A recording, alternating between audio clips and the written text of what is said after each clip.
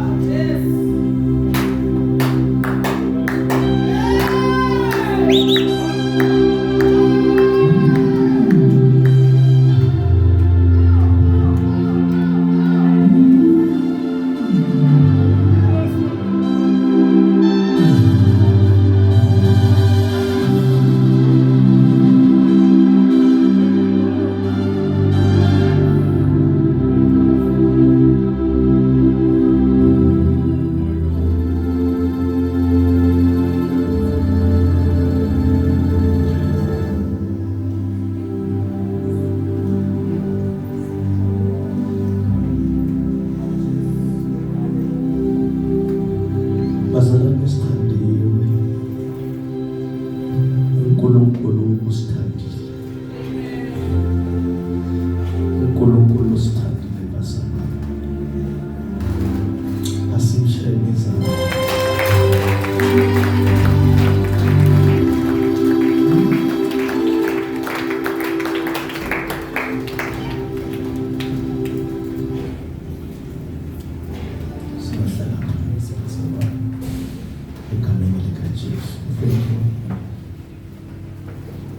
Mfundisi egameni likaJesu. Bazalwane kumnyama la angiboni ngizozama ukuthi ngithi ngibingelele bonke abazalwane bakhona egameni likaJesu. Amen. Ngibingelele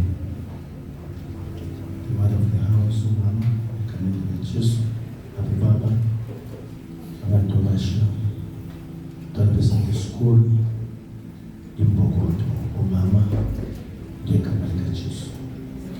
Asishayeni izandla zabantu.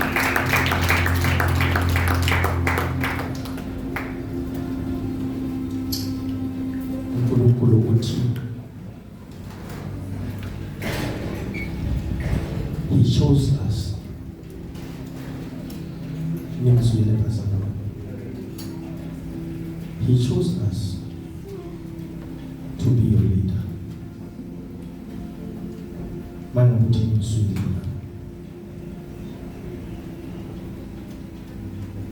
There are many people abazibizileko, but He said He chose us and you must listen to us. Konke sikuletha yini kuvela kuye. Angazi ukuthi ngizwile bazalwane. Konke esikulethako sikuletha yini akuveli kithi, kuvela kuye.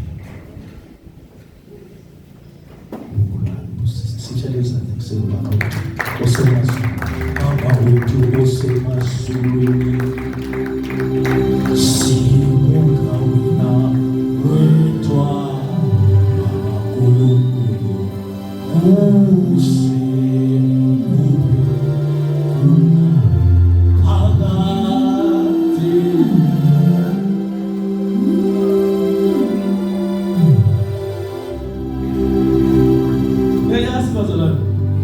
Baba wetu osemazulwini,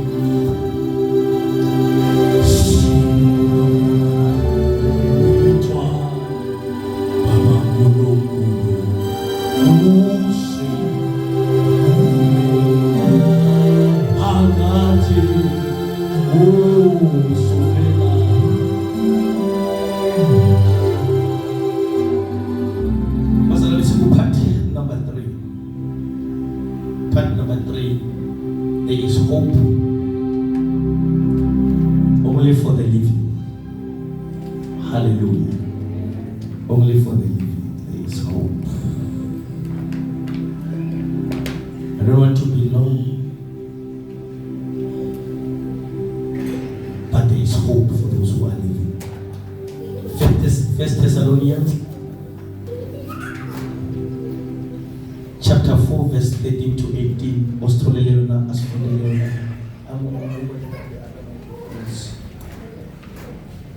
Ostoleleona asfoleleona egameni likaJesu. BaThesalonika ababili khaolo kiyabone.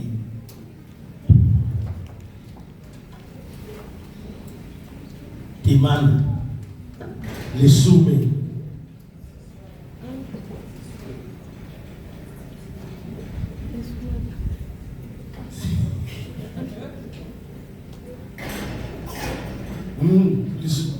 Timana 13. Ba Thessalonica ba pele karolo ya bone. Timana lesome le metso e meraro ke 13 eo go ya lesome le metso e merobedi 18.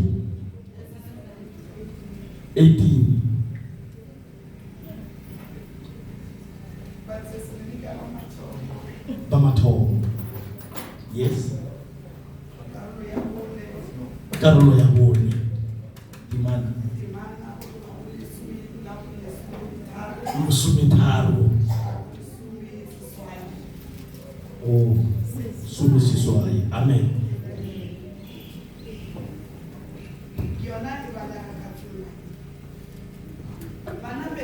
Yes.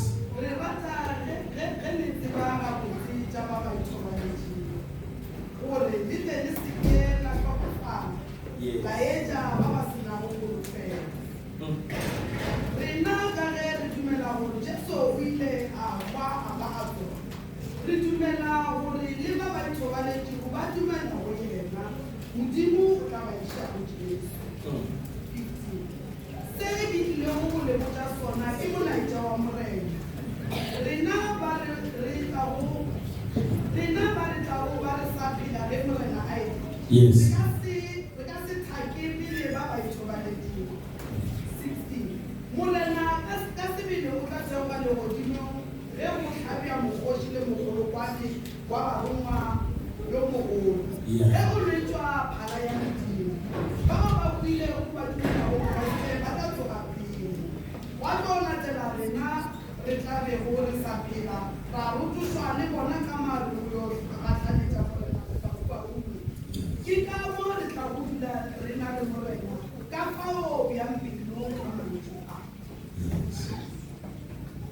Pastor, let me speak number 3, and I title my message under this the theme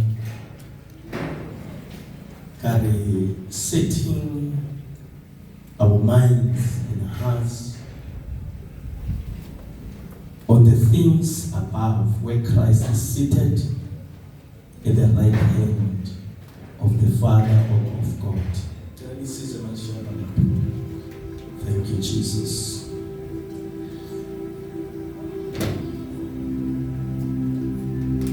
Now, where we have read Basalwani, it shows that there is hope for us who are still left and who believe in our Lord and Savior Jesus Christ as the children of God. There is still a hope for us. And we are so privileged. The Bible says, when Christ died,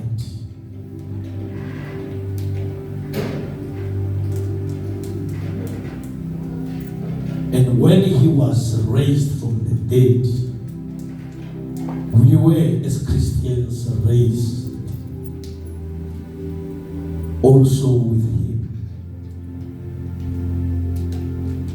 And the Bible says we are seated with him as abantwana bakaNkulunkulu. That's why we've read in my verse in Adludile. Now for us who are still left, we must, Pastor Ronnie, dedicate, commit ourselves before our Lord wholeheartedly, because there is a hope for us as abantwana bakaNkulunkulu.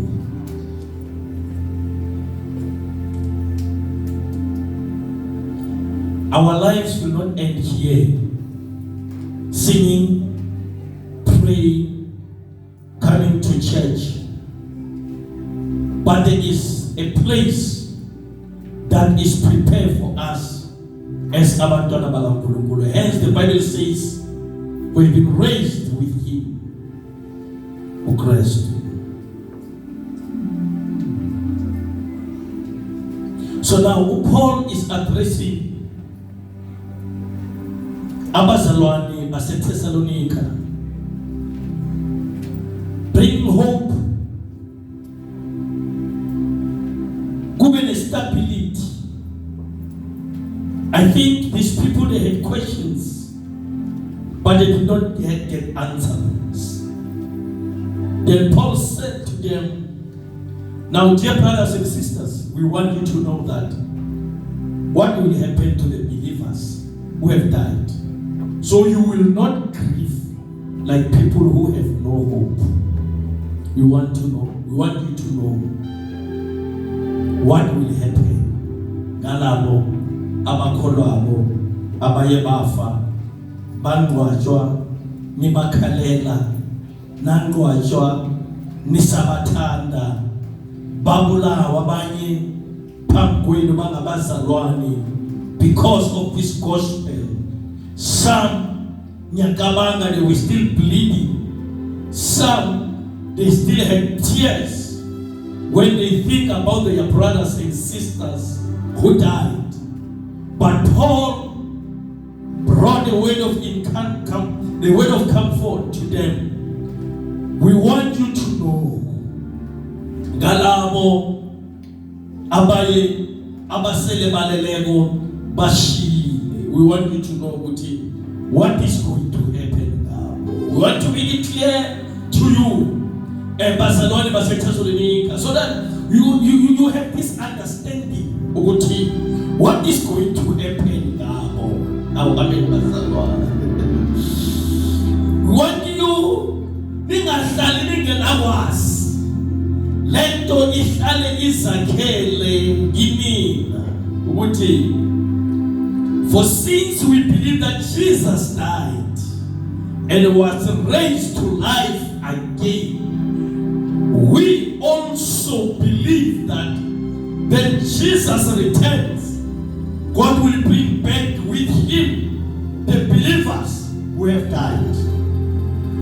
Oh, amen. Now, Paul will later this even clear people, because people always, they will have questions.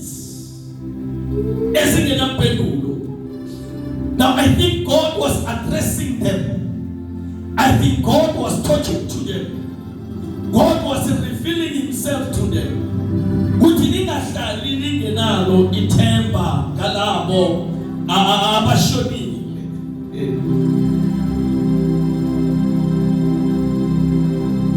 When Jesus returns, Christ will bring with him the believers who have died. Amen, Basalwa. Nagabuya, agabuya, ayetwa. In his returns, he will bring back with him the believers who died.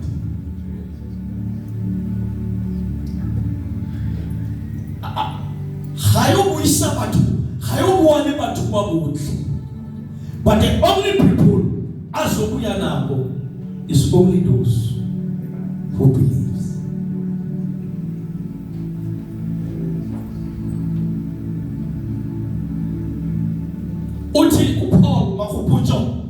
We tell you this directly from the Lord. This was the message from the Lord. It was Paul who was standing before the congregations, before the church of Thessalonians. But God was speaking like he was speaking here. So Paul Uti, we want to tell you this directly from the Lord. As he told we who are still living, but we later we who are still living, died. Now I have a message to you for you. And this message is directly to you from the Lord. We who are still living, when the Lord returns, we will not meet him ahead of who have died. We will not. We babble up. Uti, we who are still living, when the Lord returns, will not meet him ahead of those who have died. Lalela Malshab. If you read this verse and you stop it there, you might not come to church again. You might backslide. But when you go to number 16, 18, the Lord himself will come down from heaven with commanding shout, the people, the trouble, with the voice of the archangel and with the trumpet, call of God first. Literally, the believers who have died will rise from their graves. The believers who died will rise from their graves. Then, together with them, now which means we'll be joining the masses, those who have died, together with them who are still alive and remain on earth. The Bible says we'll be caught up with the clouds to meet the Lord in the air. And the Bible says, Malshaba, then we will be with the Lord forever. There is hope for those who are living. Amen. Christ comes. Nagezabo uJesu bazalwane laba baleleko mabayovuka thina esisaselele emhlabeni will be caught up in the clouds to meet the Lord in the air. Then we will be with the Lord forever. You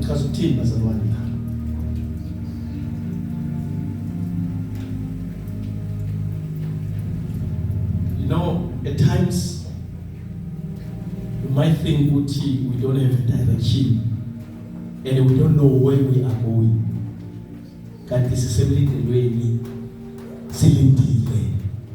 We are waiting patiently for the coming of our Lord. We don't know on which day will that happen. But each and every one of us who came in the Lord, who accepted the Lord, you must make sure, if you can come anytime, then bathi nangu Kristu ulandile ibandla lakhe nakafika abalande bakhe nawe ube ngomunye owenzani olandelako ohambayo. But bazalwane, this idinga thina njengabantwana bakaNkulunkulu to understand our stance with the Lord. That is why each and every day we must set our minds and hearts on the things where Christ is seated. That's part number 3. This book, it brings a hope to us as Christians. Kuti, ukumkhonza kwethu is not in vain. Ukumkhonza kwethu akusiyize. But when he comes, will be marching with him. When he becomes in heaven, they will say, Nakibo Mambale, Bakubo, Chutsui. Our Amen Pasama. Nakibo Mang, Badikubo, Chutsui. Which means we'll be marching with our Lord and Savior, Jesus Christ. A few things that I want to bring to your attention that you must write it down.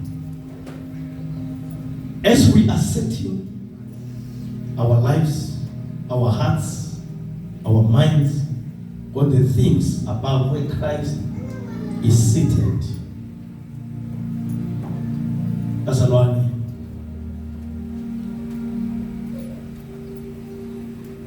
we need to be number one. We need to be rooted, built up, unshakable in Him. Amen, Pastor. You need to be rooted,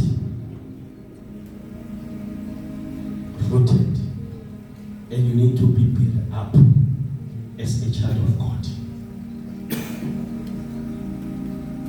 In other words, ungabilo msalwani ontenga tengayo.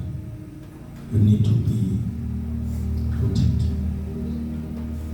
built up, and if you are rooted and built up in Him, in other words, you will be unshakable. Amen, Pastor.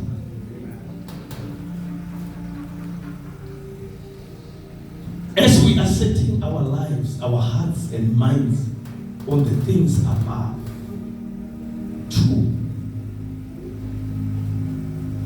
you need to serve Him wholeheartedly without compromise.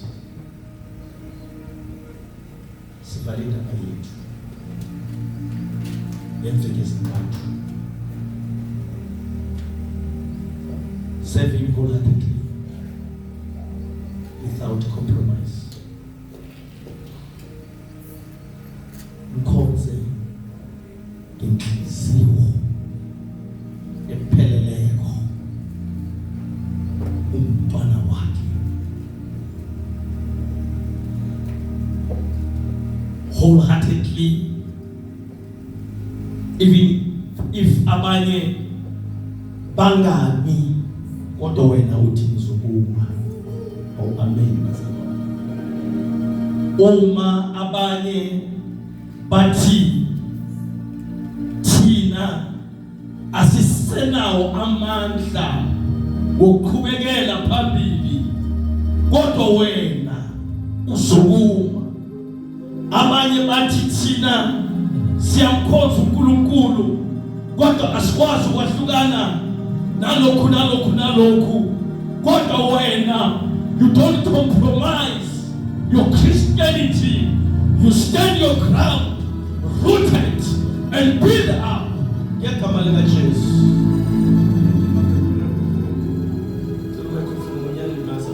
Amen. You need to be rooted. You need to be built up. You need not to compromise the gospel of Christ. Hallelujah.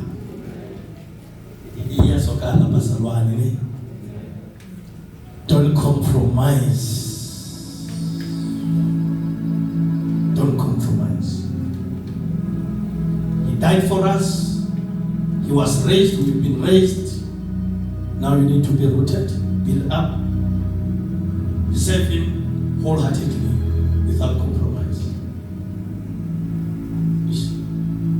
Talvez shumele powerhouse ngizoshumayela ngizokhuluma namazwi so that ngoba labantu engiyakibo abangazi ngoba lapha powerhouse bazobona ngathi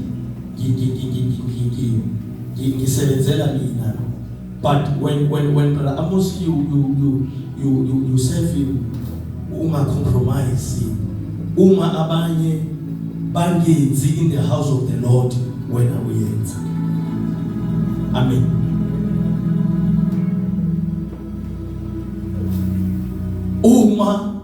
Abanye basidonsela emuva, even in the house of the Lord, you plant your seed, but abanye basidonsela emuva. But when you don't compromise, uyaqhubeka. Abanye bangeze emthandazweni, kodwa when you don't compromise, kodwa uyaqhubeka. Uyeza emthandazweni, uhlale ungena abanye bangekho. Ugude umusele ibandla likaNkulunkulu, ungabheki ukuthi abanye bakhona noma bekho, bese bophumela ngaphandle abanye babaphila impilo yabo. When you don't compromise, you stand your ground ukuthi I am the child of the Lord. Abantu babele babone uNkulunkulu ngempilo yabo. Baye bambona ngoDaniela, baye bambona ngoShadrach, baye bambona ngoMeshach, baye bambona ngoAbednego. Nami I want people to see this God that I am serving. Kuti uyaphila noma imali ngekho noma ukudla kungekho, God, I'm not gonna compromise myself. Those fire ezintweni ezizongihlukanisa noNkulunkulu engimkhonzayo. In other words, you stand your ground. Abantu benza izinto zabo, kodwa wena uyama uthi noma bazenza, kodwa mina I'm wholehearted to the God that I am serving. Malibongile malenkosi, uNkulunkulu udinga abantu abapheleleyo, udinga abantu abazomkhonza ngomoya nangeqiniso, inhliziyo zabo ziphelele kuye.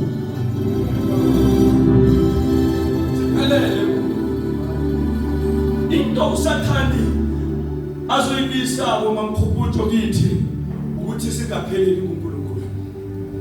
Amen. Into uNkulunkulu usathanda azoyibisa ukuthi ungapheleli, mkhonze kodwa ungapheleli kuNkulunkulu. Akulela kaSpedi ngomkhuphuto kuHebrew 5. Idea 3 kaSpedi ari ke tlo dumelela gore le tsamaye le lo hlankela modimo wa lona. A dia ka Sepedi modimo wa lona kwa lefelle mara le sike la ya khole. Into usathane afuna ukuyibona kithi ukuthi singayi ekudeni noNkulunkulu. That is why simkhonza singa lendlela esingayo. Usathane into ayilisayo kithi ukuthi singapheleli uNkulunkulu lo omkhonza. Ngapheleli ngizosala ungamkhonza uNkulunkulu, mara ungakhiphi itithe yakho. Amen. Ungamkhonza uNkulunkulu uyidla itithe yakho. Akafu usathane into angayifuniko ukuthi wena unikele, ukuthi wena uthandaze, ukuthi wena umkhonze uNkulunkulu mama ngenhliziyo epheleleyo. Sefana bazalwane, sefana manisha. Akwenza ukuthi ungabi nenkinga ukuthi ungene esikolotweni siphi usathane, as long as angadisturba nje ukuthi wena ungakhuphi okweshumi. Ukukhuluma bazalwane, ngiyizwa bathandekayo. The Bible says, honor those abaninakekelayo ngezikamoya. That is why when they say siya appreciate inceku zikaNkulunkulu, Satan will always make sure ukuthi wena usitonsele umva. Why? You want to make sure ukuthi ukhonza uNkulunkulu ungangapheleli. Akasho ngizwe.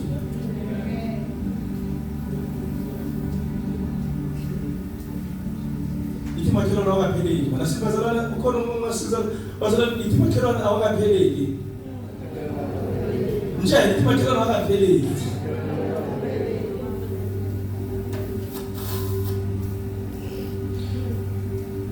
Wholeheartedly, you don't compromise. Uthi lo mama bekakhuluma isono uzithintile lezinto ezinye zazo, especially zemali. Yabona ngokhuluma ngemali, ukhuluma ngemali, ukhuluma ngento relief, into esitakulu lakho singabantwana baNkulunkulu. So uSathane uyazi ukuthi nangababamba ukuthi bangayi all out nange imali zabo, they won't go very far. Amen. Pero umnikelo wami umdele ulingana neKashkai. Akithi ngikama ngeKashkai. Folingana nani? NeKashkai. Bona ukuthi ngikama ngani? NeKashkai. uNkulunkulu akadeni esikolotweni sami neKashkai. Ngibiza bolo yebona ngathi ngiKashkai okina liqaqa. NgiKashkai okinyona akisiluyibiza mara you got something yabo Kashkai kai. Yeah. uNkulunkulu akangeni ndawo. Ngiyizozela akini ndawo. Ngicela ukuthi ngizozela ngizwe. uSathane will make sure ukuthi asiyi ekudeni. Bazalwane siyasenza zonke izinto siyakhathaza siyakhonza sisiphethe kuhle ngaphandle kodwa siyahluleka when coming to ukupha uNkulunkulu okumfaneleyo. Indlu yami Matima engiyithengileko lenhlala kiyo is not an excuse. uNkulunkulu akalaleli. It's not an excuse ukuthi mina ngimtshela ukuthi ngibhadala indlu. uNkulunkulu ngingene kule ndlu ngasi mina ukuthi kunento emele ngiyenze every month. Uthi uJesu bakhohlisa indina ngokhuluma nabaFarisi akashonile uthi bazenza isindina uthi akashonile uthi abaFarisi. But in the house of the Lord kunabazenzisi. Usithatha isibindi esingaka so betha bo hallelujah amen glory to Jesus marudlokweshu.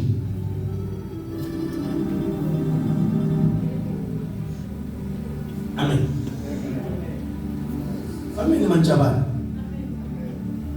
Mntwana kaNkulunkulu umele akhonze uNkulunkulu wholeheartedly. Angacompromise. Enze konke lokhu uNkulunkulu ademanda kuye ngoba naye unama-demands wakhe uNkulunkulu. Balokhu kabalenkosi.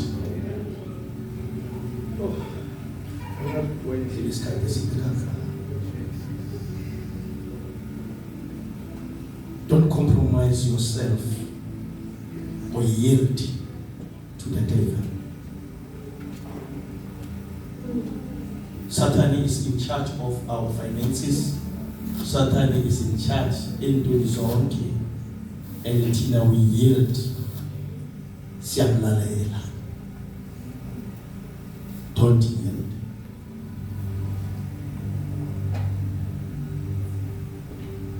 Don't compromise yourself to the devil.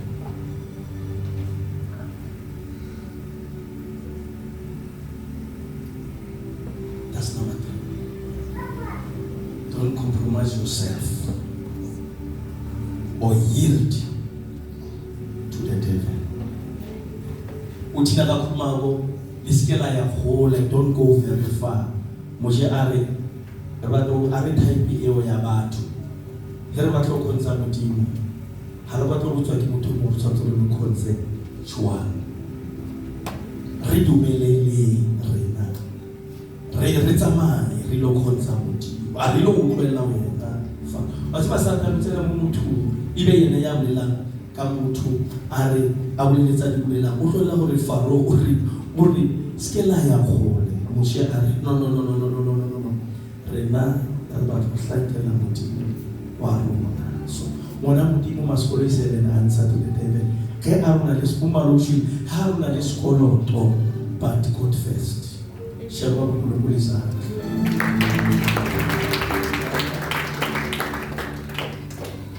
but at times bazalwane ne rona self re tshwarela di promotions tsa rona e re ke no tsena ke be mona me at times re tshwarela di promotions le tswello pele ya rena e be bazalwane rena self re di tshwarela because of Satan who are tseba for if you can cross that bridge you're gonna be dangerous. I will hold them. The Church of God can die financially, but it's validated in the house of the Lord.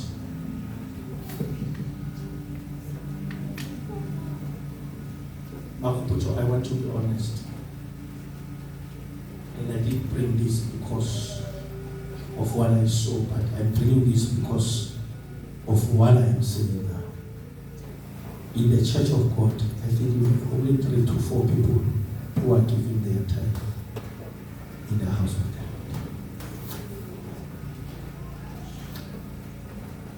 Lord. Bazalwane reka furana but re ka se fure modimo. Ite amen. Reka furana mo ra isa matsoko di motho makhelwane ha o lebeletse a yo de wa le mo moyeng ka teng gore motho wa ntsa ka rola ju nabe no against maybe that is why kisai oti reka furana but we cannot rob God. Amen.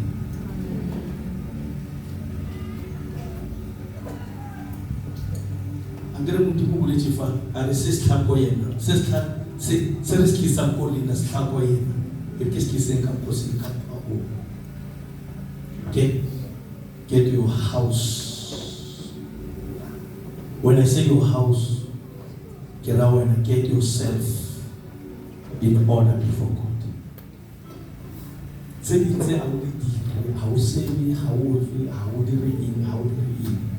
but I see no good to sit in the Uchaka Roya the Sumi. It's a word that I because of whatever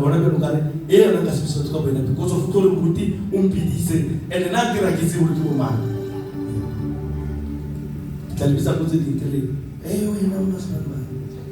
Sort yourself out here. Amen. Sort yourself out here. Why our prayers are not answered? Sort yourself out here. To a more Amen. Number 4.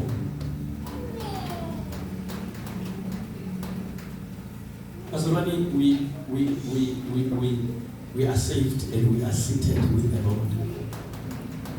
Christ himself. Number 4.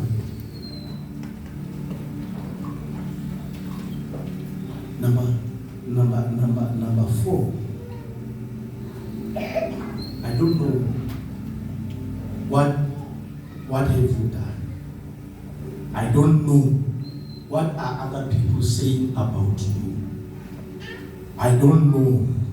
Even today, maybe they are still talking about you. But start today to forgive yourself. God has forgiven you. Start to forgive yourself because we are forgiven long time ago. Amen, Pastor. At times there are things there is very, you know, but the problem you don't want to forgive yourself. Start to forgive yourself. We are setting our hearts, our mind where Jesus is, or seated. We are the children of God. Our sins are forgiven.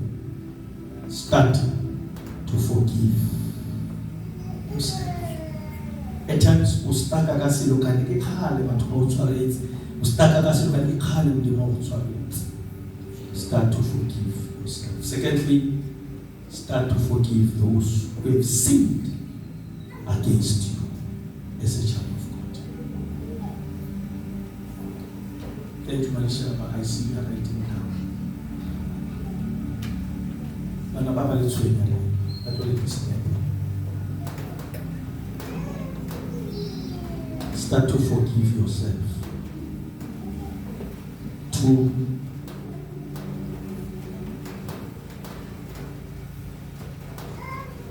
you must understand that God is God who forgives.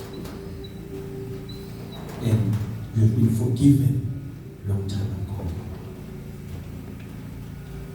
Remember again that we have been raised with Him. We are now called the children of God. Something that we don't deserve.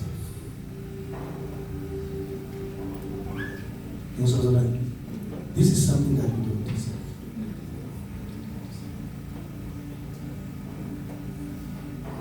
But there is a hope that we have been raised with Him. So I want to see number 6. Separate yourself for the Lord. Abazalwane, we are too occupied. We are too surrounded. Even Nalababantu who will come to you and go leave you without telling you a verse.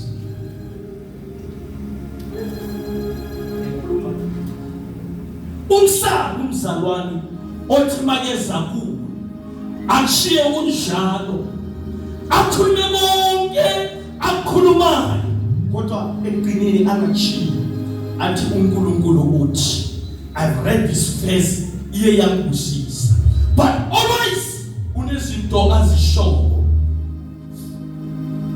besabe umzalwane okusaka udileko onenkulumo noma ngahleli eza ngezinto ezinhle. This person at times uza kuwe to disturb the purpose of God empilweni yakho. Check ukuthi usurrounded abobani. Amen. Check ukuthi who is surrounding you and lo muntu uthini kuwe. Msabe umzalwane othi maka nawe mtate mulive asika ukutsa le ka verse.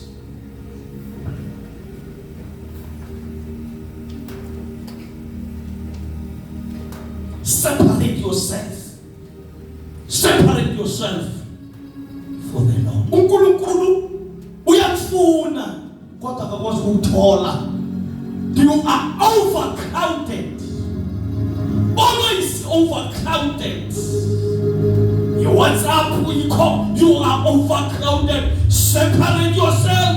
You TikTok, you are on Bazalwane, Nanti Facebook, you are overcrowded. Separate yourself for the Lord. uNkulunkulu yakufuna.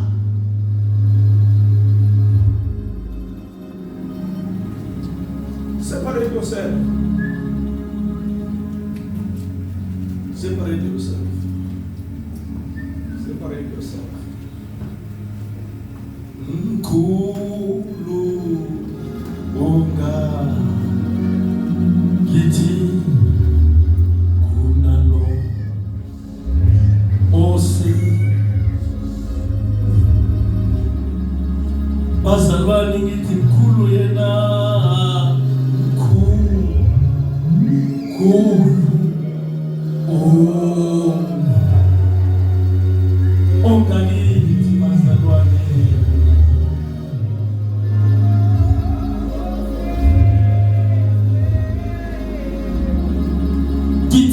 mkhulu bazalwane Ngithi mkhulu. Oh God. Oh God, oh God, oh God.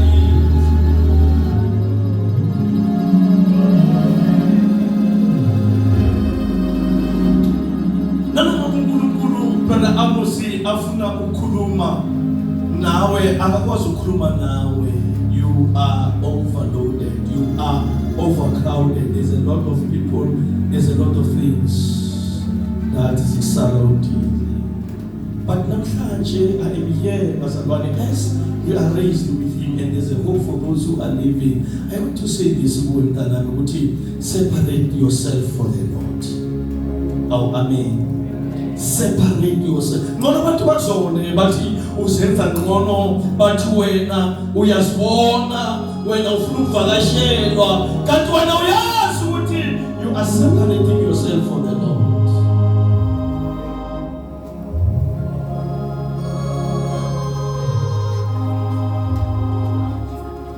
Ukiwabezwa abazalwana ngazi lapha bakhona ekhaya na. Akazi. Kingathi ngisebenza nini ngezo munye ngezo abanye balele nini akichomyaka abisumzalwana nochomyaka in the house of the Lord double chom stop we have 6,000 brothers chomyaka happy chomi bana yabo lela bana chomi bakhubuto ifuna le chomi be careful bebo kumuntu ufuna le akishoni mara ifuna le chomi be careful chomi yabo and the chomi ya phone la the chomi ya WhatsApp the chomi isendela na message usumatela bakana naona lichomi na umutse matela naona lichomi ananga kama sikutuma runa lichomi kani lichomi ungaikuba straight kama jardin kaikuba kama kachomi au mama sikutuma bana hapo wachomi sio sakale chomi to akale watu wa mtimu. And this thing we are bringing even in the house of God, and this thing is separating us because of when on live.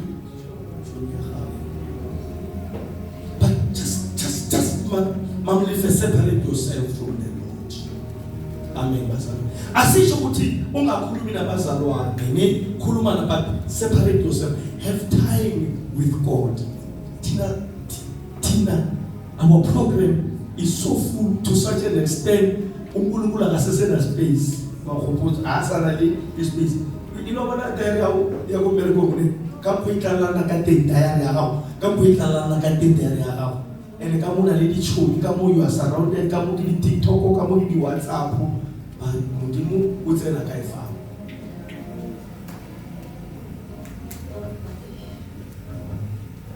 ya bora ni o to bora ka jengune. Amen, Pastor. Separate yourself for the Lord. You know, uno ya kumulu usati uruira. Uno ya je kumulu hola kila o mami loti hola. Fika kwa kispiti sasa hivi. Watu. Hey, ufike ngoma rotom ale abawa beka ngwa ya mola umlumu aitela ona ukereba uthola kama toro bafisa baba basalwane linamara kol you pona to setting but ya kisa ngisabe astrology ya emolweni basalwane nobuya lapha iTikTok ekeza chiefs parade ibithi chiefs 3 noto kujabulile nokuthatha lapha kuwe ubukeli polonya da mama. Have time. In other words, have time with God. Amen, Basalo.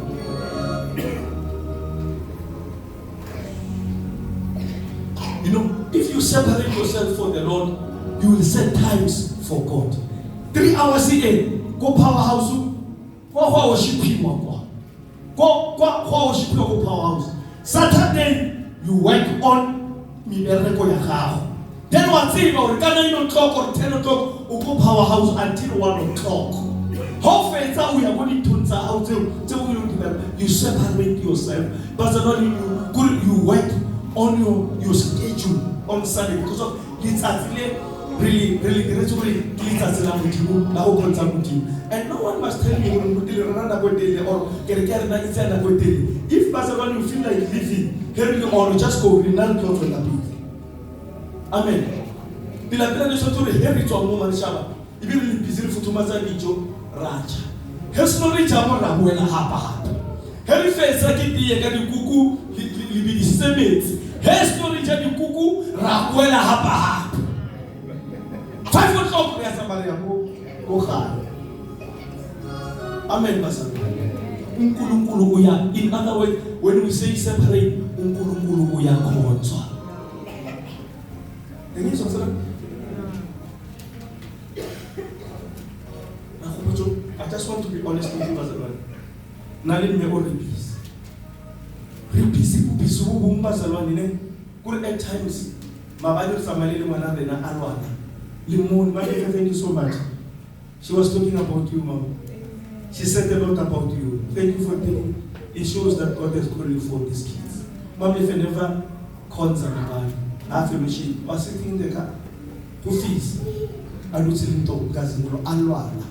Really, Alwana. Separate the love for me. Reapo Sadi, Ligo,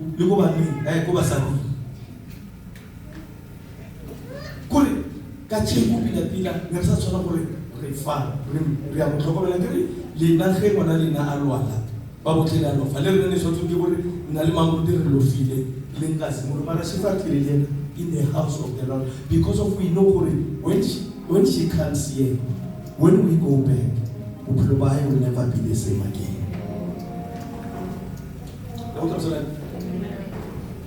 Last week President Mutunka 1 o'clock. But here in the house of God. President 1 o'clock in the morning,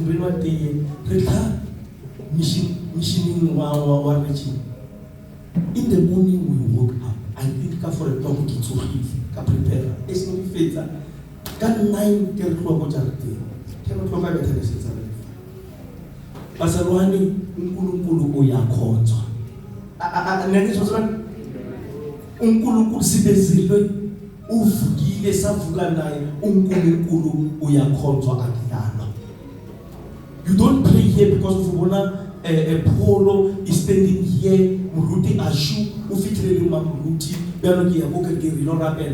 You pray even Polo is not here. Amen.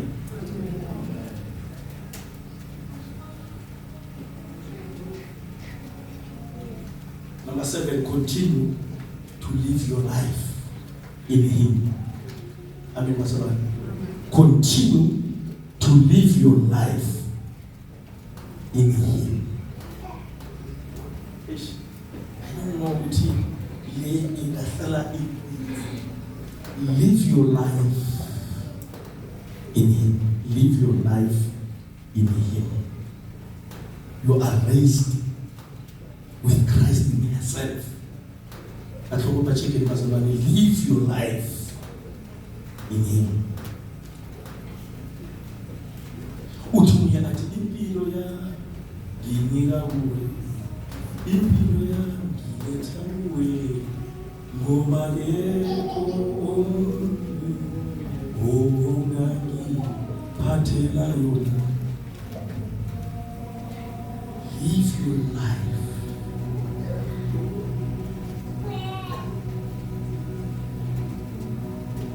in Him. And if you live your life in Him, you'll always remain protected.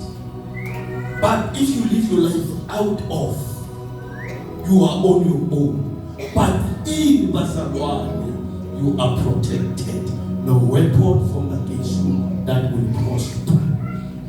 Taba ihakili Jerusalema no nkulunkulu. Those who live in Him, they will always be protected, like the mountain protected Jerusalem. No mimi moya ifuga, but you will be protected.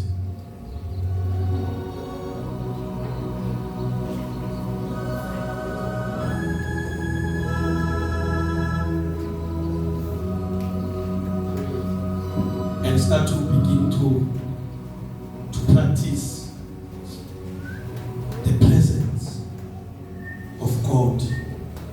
in your life.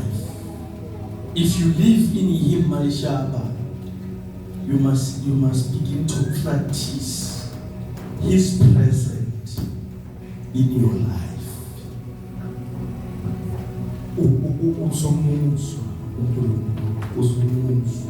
And if you live your life in Him,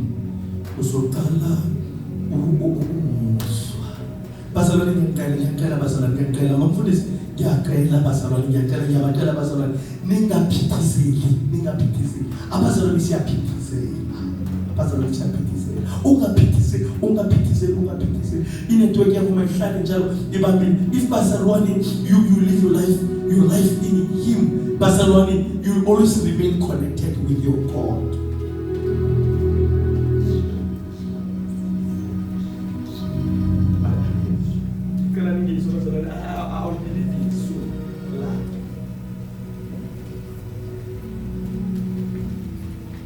If you live your life in Him, you will start to experience. Is it almost like it was an experience before? Amen, Barcelona. Ezinye esizokumangaza mawuzibona ukuthi kanti laba bantu laba baphakabenza kanjani. Why lezinto lezingenzeki uNkulunkulu Barcelona uziveza nanoma kubane but the problem ukuthi siyaphithizela uNkulunkulu akakwazi ukusithola. Asichaphilele amalimi ethu bakhelwa manje sichaphilele amalimi ethu ngiyizwa bazalwane sichaphilele amalimi ethu uthobele ilimi la ende nifekere la ka tlisa ke no tshwantsa pa la ka tlisa mamlefe a sekre history ja bopetongo ka re tla di grapes kutla di parking yogurt hey skebebebebe ya lika ya thoma ya mala moruti wa mamruti gore tsotsomo kate tswamo oro mati tswamo malisha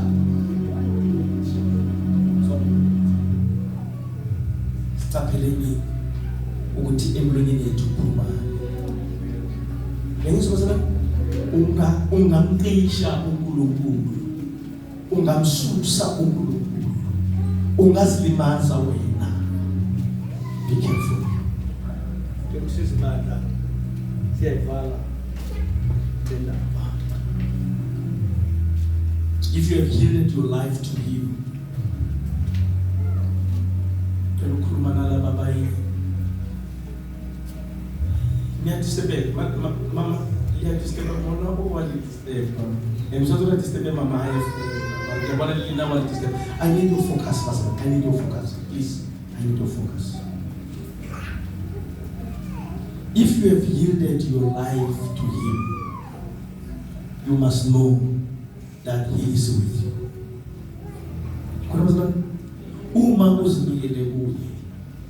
You must start to know what He is with you. I don't want you to miss this. He sees you and He is interested in every detail of your life. And now we are seated with Christ. We have yielded our lives. Now we must know that He is with us, He is with you. And we must know that He sees you. You have availed yourself. Now God can see you. Wherever you are, wherever you go, God can see you.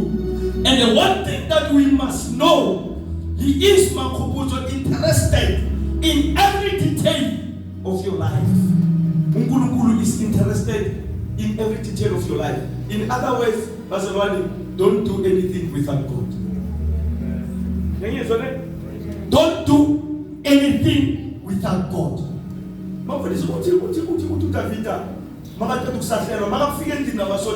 Bathola abantwana nabafazi bathethe izinto zethu uDavida sakakithi bathi athi bathethwe wakhamba baya kuNkulunkulu athi can I pursue them ngingabalandela.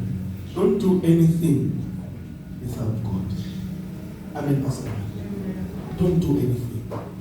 Don't start umsebenzi wakho wasemsebenzini without God.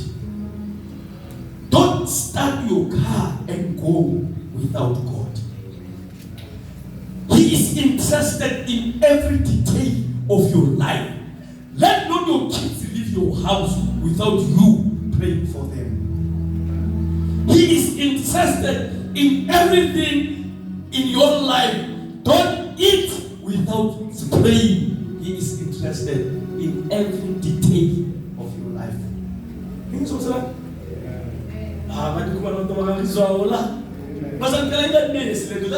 I'm trying to about pay focus.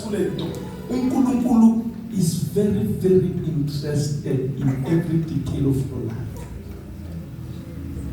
When you start to apply for Ibazali, let God know before you start applying. Don't do it. After doing it, you are going to pray. Unkulunkulu wants to start with you. Unkulunkulu wants to know. In other words, Unkulunkulu wants to know before you can start something. In other words, we are trusted, we are intruder, you are interested now when Uti asks every detail of your life. You know, Makubuto, it can be dangerous for me to come and prepare a sermon without going to God and talk to God. It can be dangerous for some. But those who have experienced Yampulu, they go, wake up, they prepare, and they come and share the word of God. That is dangerous. Unkulunkulu must know. Unkulunkulu must know even a thing or your kulumanga. Yes, a thing is level in only as I am going to present it before Bantwana Bauko Kuluma. Now I'm going to prepare the word of God. I'm going to prepare the word for them. Kuluma. Remember Matima number 10. Number 10. He is your partner. Now, he is your partner. So don't ignore him in any activity of your life. I want you to go when you are at home. You read 1 Samuel chapter 4, verse 3 to 5 and 10 to 11. Remember, he is your partner now. So do not ignore him. Not ignore him in any activity of your life. Don't ignore him. Don't they ignored him. They ignored him. They went to a battle without the ark of the Lord. When they were there, because they ignored him, now because it was but it's not corner. When we are there, God will help us. God help us. Number 11, do nothing. Malishaba, do nothing that you will not do if he were boldly present. Do nothing. Do nothing that Ukulu will boldly present. Do nothing. Number 12, say nothing that you will not like him to hear. Say nothing. Say nothing. Say nothing. Say nothing. Ongeke wafuna ukuthi uNkulunkulu angakuzwa. Say nothing. Whatever you are saying, ask yourself, if God was here, bekakata azuthi. Number 13, go no place where you have at least a doubt that he will go. Ungayi endaweni la ubona khona ukuthi la uNkulunkulu angeke abe khona noma ahambe noma afike. Be careful as a child of God.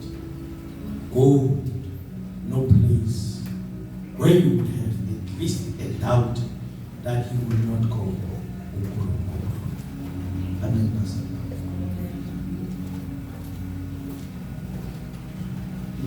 potso le ntate tša bana bereko mo bereka ke fetsela bereko mo bereka ke bereka le VIP ina go tswana ke ina go tswana ke ge a tsena ka mo hare ga bottle store a ke rena ke mokatile ona go botso go antibele o re le brand so mamuti a ke rena ke mokatile a ke khone gore ka stopa go ya gago ge a kena ke swatso ke kene yena ge a re push bring a trolley ke swatso ke push in a trolley so ka mo gare a bottle ka mo a ba da tsi ska tera di timi ska le tseba ka di timi la tsena ka mo le costo a ke tshone ka tsona mara na wa utlwa gore brother Amos la kuno go titiela mo ka mo titiela go wa utlwa go ka mo a go ke tšhuso go ka mo titiela go wa utlwa mo ke mo titiela fela nda de believe ke tsene ke pushe tlo afana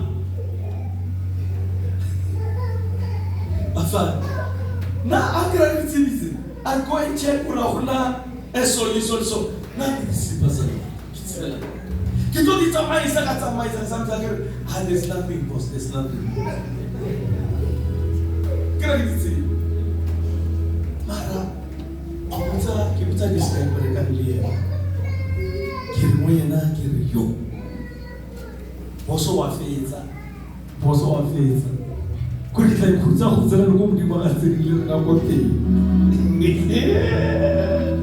kore ka di tla khutsa go tsena mo mititielo le mo la go ba ka rotseng amen basaba sometimes basaba le re le go di plaking re fitlhe re tsene le play re sa dire selo bara re tsene but mafelo dilo tseo di dira di re tsele ke mo sa re post is this one nice.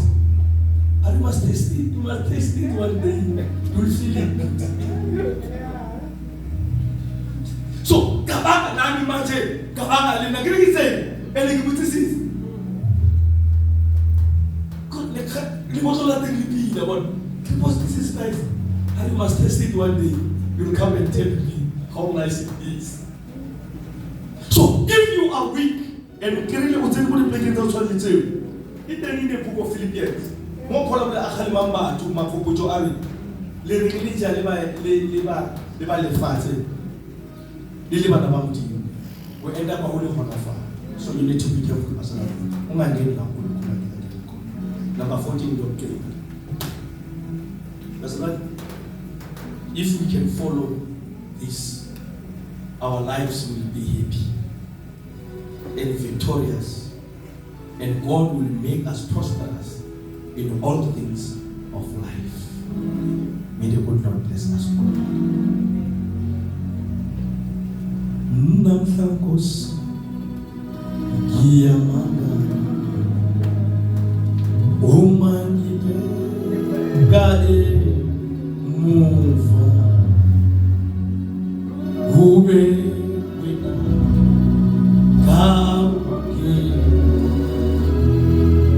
gabe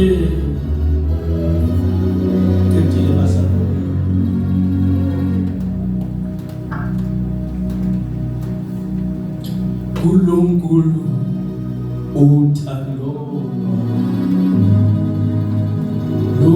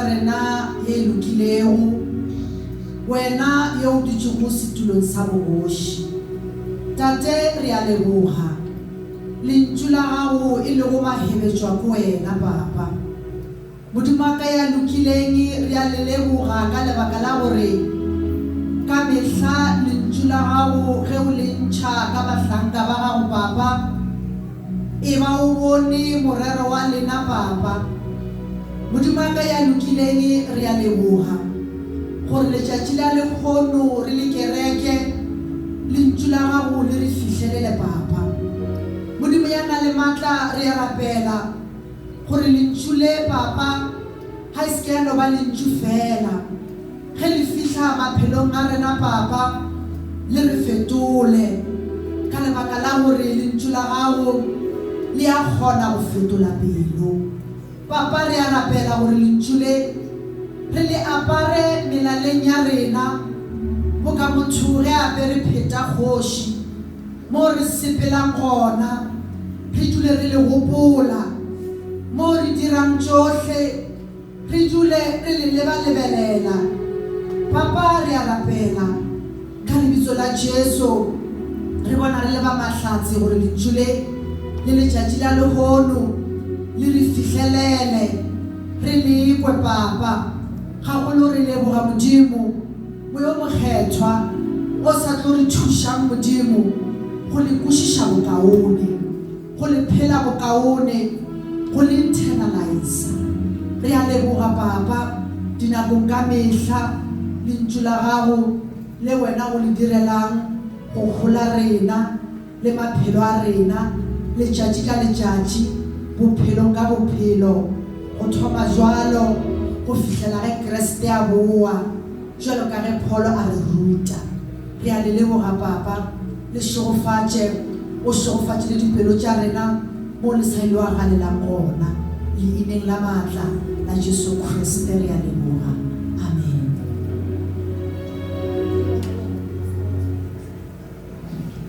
Hallelujah. Siyabonga bazalwane, siyambonga uNkulunkulu. Esikhathini samanje ngithanda ukuthi ngibonge bazalwane abomama ngesikhathi samanje because ke-chairperson wa bomme ke yena a be le mafoko a go leboga bomme. Ke rata gore ke a leboga. Thank you for your support. Bazalwane, yesterday we went and attended the Afro Day. Bomme ba Powerhouse have been praying for the whole month. Ba romele di-VN every day. Go tseniwa dithapelo di ba thagolo sometimes. Re leboga modimo ka nako ya lona. Your prayers were not in vain. Le rwele bazalwane le nna I was so proud and ke tseba le ge di-prayer tse dingwe ke bona gore mo we're supposed to have prayers but I know gore go gae ba nrapella ke na le bana ba modimo ba ba kukang who are following the program ene ba filwe yona and praying for me and indeed mabane re bone bogolo ba modimo. Hallelujah. Ichapele matsi mo go bazalwane. Ichapele matsi mo because it was so prophetic. Linda, it the first time people see diragala. Or in my address, Mudimo abulele the same thing. The speaker to address the same things. Mudimo ane ampile all this prayer, these items, the 18. Speaker or monna or ha. Hape ho toma umwala. Ubulena mona mopi. God said, take a pen and write down. She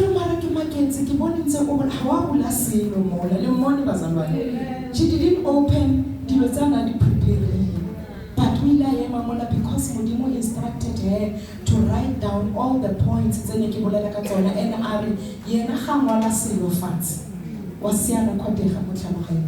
That is why she was able to. Point A how so Modimo you know, orchestrated everything. And Modimo adira more nanga phezulu. He even explained sene sebaka tša batho sene ba se bona se diragala mo pele ba bang ba ipotšiša gore go diragala eng ka president wa rona ga no na le madimoni na a dimoni ba sona.